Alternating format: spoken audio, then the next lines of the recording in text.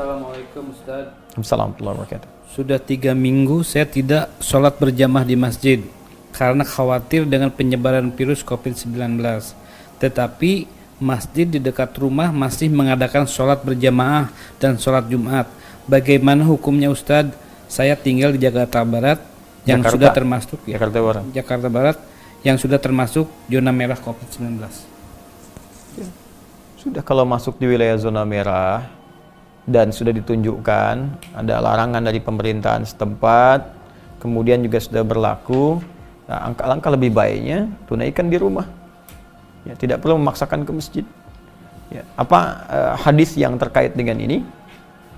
Nabi SAW pernah menyampaikan dalam hadis riwayat sahabat Abu Hurairah radhiyallahu taala anhu, Nabi menyampaikan, "Idza maridal 'abdu aw safar kutiba lahu mithla ma kana 'alaihi muqiman sahihan." Ya, jika seorang hamba sakit atau sedang dalam perjalanan atau dalam kondisi tidak bisa memungkinkan menunaikan amalan rutinnya karena kondisi tertentu, ya, maka dia mendapatkan pahala yang sama dalam kondisi dia sehat dan mukim walaupun mengerjakan amalan tidak seperti mulanya. Contoh paling gampang begini, ada orang biasa ke masjid, kaki sakit, gak bisa ke masjid, dipaksakan sulit, ya, sulit sekali. Maka dalam hal dia sholat di rumah, itu pahalanya sama dengan kebiasaan dia sholat di masjid. Dihitung sama. Safar, saya mau ke Bandung, macet luar biasa. Lalu saya istirahat di kilometer 57. Ya, saya sholat jamak qashar bahkan. Zuhur, asar disatukan. Dua, bahkan nggak sholat sunnah. Ya, itu kebiasaan saya tetap dituliskan serupa. Pahalanya tetap sempurna, sunnahnya dituliskan karena kebiasaan kita sebelumnya. Jadi jangan khawatir kalau ada memang yang sudah terbiasa ke masjid, pasti ada kerinduan, pasti itu. Ada pengen, rindu, ya sudah ada kebiasaan, tiba-tiba memang di situ isunya luas, tersebar, zonanya merah. Bukan hanya zona merah, kadang-kadang zona kan dibuat umum. Ya misalnya sudah ada suspeknya, nggak bisa diprediksi apa seperti apa, dan dia tunaikan di rumah. Ya apalagi khawatir, ya misalnya kalau ke masjid saya khawatir, ya sudah di rumah. Ya. Tapi dalam kondisi ini pun tetap di masjid itu ada yang bertugas untuk adzan, ya, dan yang standar di situ untuk memakmurkan masjidnya. Jadi jangan sampai ada kalimat nutup masjid, aneh itu. Apalagi minta fatwa nggak usah puasa misalnya Ramadan, nah itu kurang sehat itu, ya kebanyakan TikTok. Jadi mohon maaf, jadi jangan sampai ada kalimat yang keliru. Ini saya perhatikan banyak mufti nih saat ini. Jadi semua orang jadi kayak pada jadi mufti ahli fatwa ini. Padahal kan tempatkan pada tempatnya. Jadi bukan menutup masjid. Oh ya, hanya mengalihkan berjamaah ke rumah bagi wilayah yang terdampak. Ya, cuman yang adzan yang tinggal di masjid ya tetap adzan di situ, imam rawatib di situ yang tinggal. Ya, yang lain di rumah. Kecuali kalau wilayah-wilayah yang zona hijau, yang nggak banyak terdampak, atau misalnya di komplek yang sudah terisolasi, komunikasinya bagus, orang luar nggak boleh masuk, yang di situ saja misalnya yang menunaikan. Prinsipnya berjamaah itu sederhana sih, orang sakit itu pasti nggak ke masjid. Gitu. Jelas ya?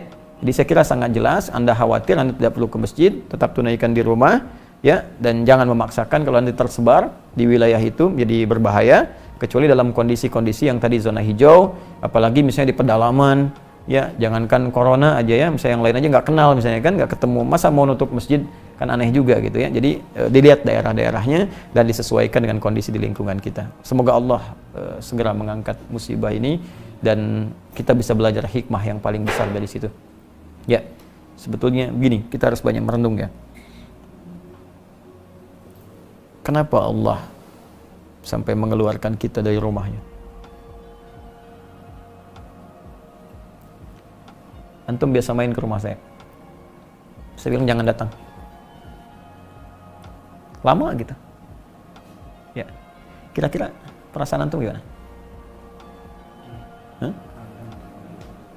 Bukan karena kangen, Anda pasti akan bertanya, saya salah apa? Ya.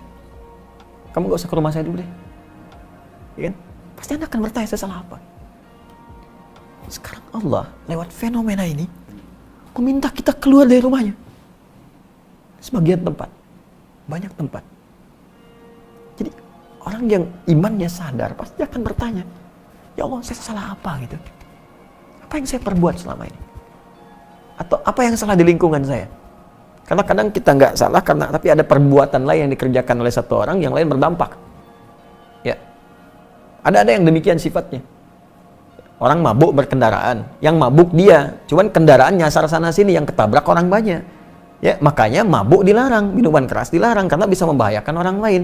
Ada perbuatan buruk saat dikerjakan orang yang baik bisa terdampak. Zina, makan makanan haram. Memang ente yang zina, ya, tapi perbuatan Anda itu bisa berdampak kepada banyak orang. Jangan katakan emansipasi ini sampai bangga, sampai menyampaikan di media, saya punya anak hasil ini begini begitu. Anda yang melakukan, tapi hasil Anda itu berdampak buruk bagi yang lain. Makanya saya pikir ini waktu yang pantas untuk bertobat untuk kita semua. Ya, malam bangunlah. Minimal satu-satu di antara kita itu bertobat, minta sama Allah, minta ampun, ya Allah ampuni saya. Ya, jangan berpikir tentang kiamat yang besar gitu. Kiamat kecil saja belum tentu kita siap. Kiamat kecil itu kematian. Itu kiamat kita. Dan belum tentu semua orang siap menghadapi itu. Karena itu duduk. Ini Allah sudah sangat sayang kepada kita mengingatkan. Ada yang salah, cepat perbaiki. Ya, tata kembali, pelajari apa yang salah selama ini. Ini kan dengan musibah itu kadang tampak segala hal yang bisa diperbaiki. Genteng bocor. Begitu kita lihat bocor di atas, kan ketahuan apa yang salah nih selama ini. Cek lagi, ya. Sama. Ini pasti kita akan temukan kekurangan-kekurangan. Iman kita minimal bagaimana, kerinduan ke masjid, kerinduan untuk ibadah. Ya, saya kira itu. Wallahu ta'ala a'lam bishawab.